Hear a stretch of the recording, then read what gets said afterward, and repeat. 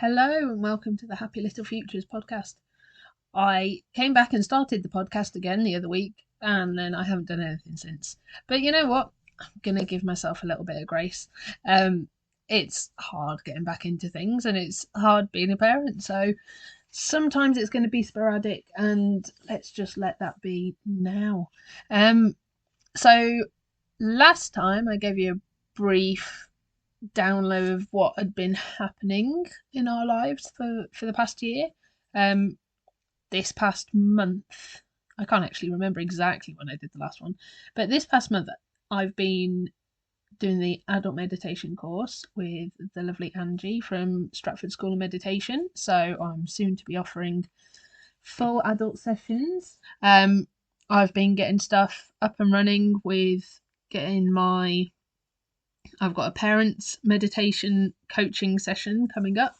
That's a series of classes that people can come to any week.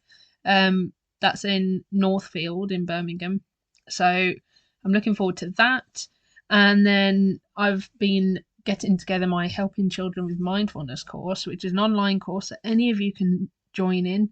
And as soon as I've figured out how to get my website sorted, you'll be able to purchase that on the website.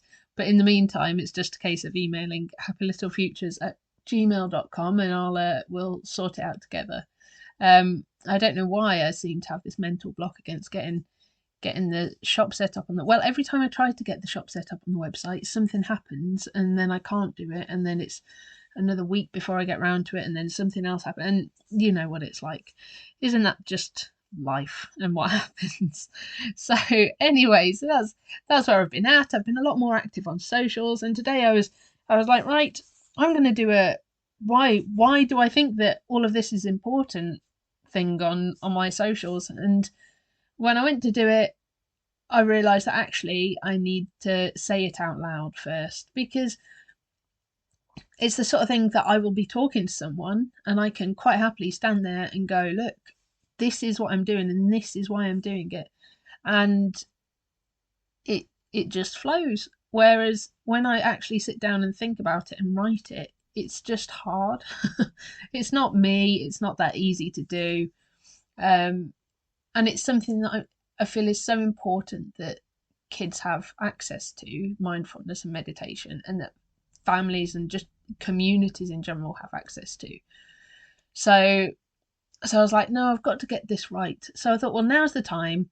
I'll send my husband off to do the double pickup, which I've done hundreds of times, and I will sit down and I'll record a podcast and I will tell you in the podcast why I am doing what I'm doing, why I've set up Happy Little Futures, why I think it's important that families and children and just general members of the public, however old and young, have access to mindfulness and meditation. And yeah, I'm probably just gonna splurge at you for 10 minutes, knowing me. But if that's what it takes to let you know why I think mindfulness and meditation are important, then that's what it takes. So I've told you, I think I've told you in the past about a bit about me. I told you definitely in the last episode about how I suffered with postnatal anxiety and had to work on that quite a lot with my therapist. She taught me mindfulness techniques, sort of meditation techniques, things I could use on the go. And when the course came up to become a kids meditation teacher a couple of months later, I felt that was my calling. So before the postnatal anxiety, we'd obviously been through COVID, and we're going through COVID, and my daughter was suffering a lot with anxiety. The doctor had told us that it wasn't a thing, but children suffered with anxiety, which just seems insane when children can suffer with separation anxiety as early as a couple of days old. So she suffered, and there was nothing out there that I could really harness and like latch onto to help her. I had to make it up myself, and the benefits of that are now being seen, massively so. Um, for example, the other day I was talking to her and she kept going to interrupt me. And instead of interrupting me, which is what she normally does, she stopped and she just took a deep breath and stopped herself from interrupting. And I mean, that's fantastic. That's techniques that we've been practicing that she's now bringing into her daily activities in life. And last night I took her to Girls Brigade, and on the way I was a little bit stressed leaving. I can't even remember why now. I think I was just a bit stressed, and we were talking on the way, and I apologised for being stressed and sort of being a bit ratty and short tempered. I wasn't shouting lots. I was just a bit like, "Oh, we need to go now," and so I apologised for that, and she said, "You just need to calm down and take some deep breaths." And I said to her, "Well, what ways can I do that?" And she was showing me ways that I could take some breaths and concentrate on my breath whilst walking and stretching. And she kept stopping in the middle of the pavement to do yoga moves, and it was fantastic. So yeah, so all this work that I've been doing with them over, what's that now, since COVID, 3 years. I'm definitely seeing the daily benefit and the daily changes in them, and how doing it regularly has really impacted their lives and given them the tools to cope with difficult situations. Um, I am so so that's go. So I've gone back once to postnatal anxiety. I've gone back again to COVID. I'm now going to go back even further to when I first started meditation and mindfulness, and that was about, I think it was 2014, possibly earlier than that. I think I'd sort of like tried it a couple of times when I was at university, which is sort of like, oh, this is going to make me feel old now. Well, 14 years ago.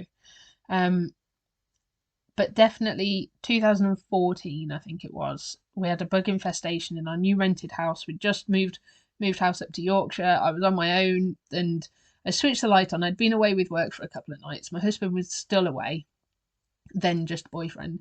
And I switched the light on to go to bed and looked up at the ceiling, and there was just this shadow of lots of things moving on the ceiling. And I was staring at the ceiling, getting a bit freaked out by these moving shadows. And I looked over at the bedside table, and there was a glass on the bedside table, and which had had water in it, and obviously we'd left, and it had just been like on the bedside table, that designated bedtime glass that I'm hoping most people have, and it's not just us. We don't have one now because the bathroom's downstairs in this house, so it's a bit of a nightmare to fill it up. So you just bring your bottle up and then take your bottle down.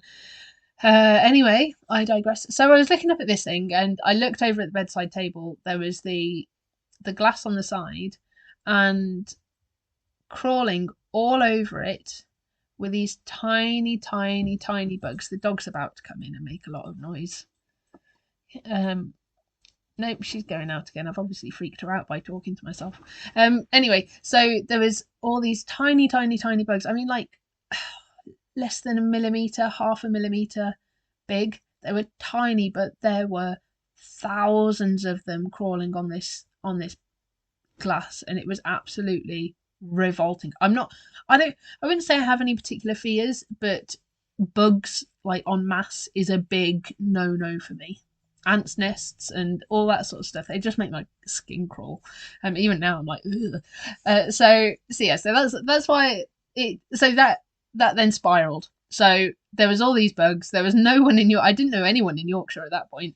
It was just me on my own in Yorkshire, and I had to deal with this. And it was an absolute. I had to go to sleep somehow with all these bugs next to me. I didn't know whether they were in my bed or anything. It turns out they were dust mites, and because the house had been left empty and was a bit damp when we'd moved in, and sort of like then made it warmer but also sort of damp and dried things up and all sorts of weird stuff, these dust mites, it was just the perfect conditions then for these dust mites to hatch. And they're in every house. I know that they're in this house. I know that they'll be in your house. Dun, dun, dun. But that's what happened. So yeah, so it really triggered my anxiety. I had a massive flare up of my fibromyalgia, and I had to just sign off work sick, and I think I was off for like 2 or 3 months, like as long as it can be off. And then I had to do a phased return and sort of, and then I think I went back out on site once maybe after that before I had Nelly, like my eldest. And she so that was like bad. Um but in all of that, the doctors wanted to help control it with pain medication, which is quite normal. Um, and the and then they also suggested mindfulness. I'd like I said, I dabbled but not really done much with it at that point. And so I downloaded Headspace, which was like the thing that you used at that point. It was the only real thing of that like app of that type, really, I think, at that time. Um, and I used to try my best to do the 10-minute meditation every single day. So it was that was when I first discovered mindfulness and meditation properly. Um, and yeah, it's obviously now become such a big part of my life, and something that I value so much that now I use it daily. But it was such a hard skill to learn, and it's so hard to sit down when you don't have kids, when you don't have other commitments other than work. We didn't even have the dog at that point, and my husband would be away, and I would still struggle to sit down for those 10 minutes and meditate every day. And it's hard. And I don't know why it's hard. I don't know whether it's because it's that guilt or that shame of the fact that you're making that time to just sit, and there's all these things that need doing. But that's what it is. It's learning to let go of those things. It's learning to just observe those thoughts of what you need to do, and what's going on in your life, the things that you're anxious like about, and all that sort of stuff. It's learning to just observe them rather than live them. Um, and once you've done that and you've discovered the benefits of that, I think most people know nowadays that there is a benefit to it, and there are benefits to meditation and mindfulness in general, even if they've not done anything with them. They understand that there's a benefit, and that it's something that possibly they should do. Which I think then creates more anxiety and more guilt then that you're not doing it, and then you get into a spiral of, oh, I should be meditating. Everyone meditates. So I've lost my place now. What was I thinking? It's important. It's hard to learn to do, and you become an observer of your thoughts.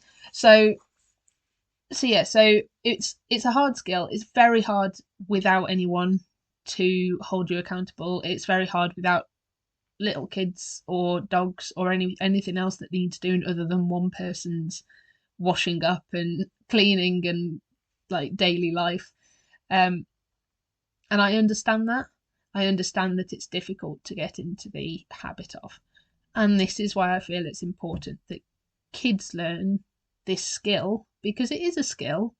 I feel it's important that kids learn this skill from a young age, because if it's built into their daily life from a young age, and they benefit from it they can benefit from it just like that, in a fast way, straight away, then they, in times of difficulty, in times of anxiety, in times of high stress, be it just they haven't got the TV program that they want on because their sibling wants it on, or he's got that toy and she's got this toy and I wanted it, or right up to sort of feeling suicidal, feeling all the stress of exams and all of that sort of stuff. If they've got the tools that meditation can give them, that they can learn from a young age, it will enable them to deal with life's challenges as they come up better. I'm not saying they're never going to suffer from mental health issues. I'm not saying that they're not going to go through things that are going to be hard.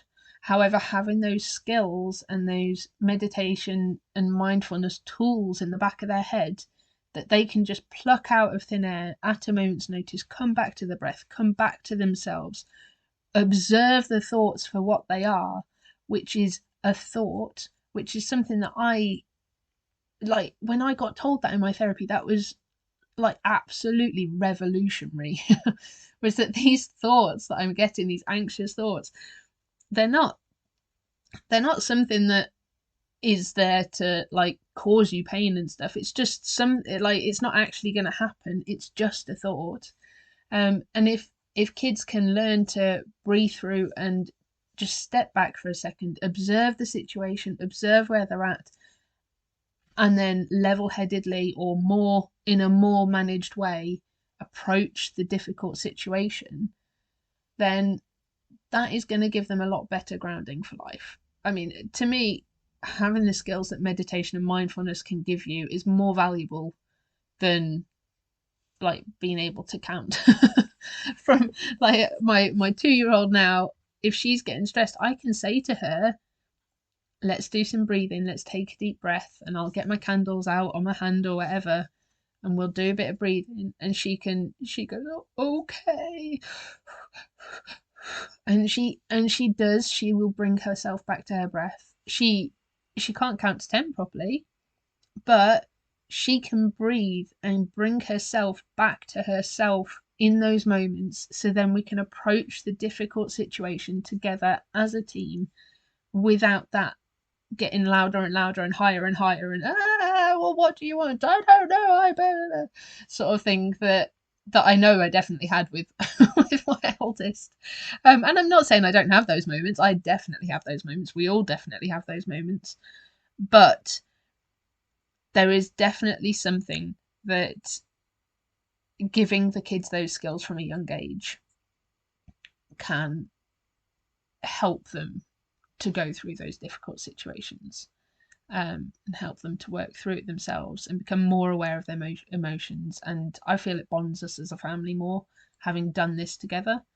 So yeah, so I'm going to leave it there actually, because it's I have dribbled on and I could keep going probably for at least another 10 minutes.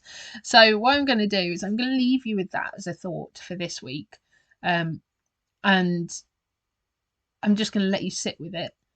And then I'm going to continue this onto how I think doing it as a family, doing it as a family and stuff can really help, and why I think family meditation and mindfulness is important. So yeah, so I will leave that for now. I will go and do what I needed to do.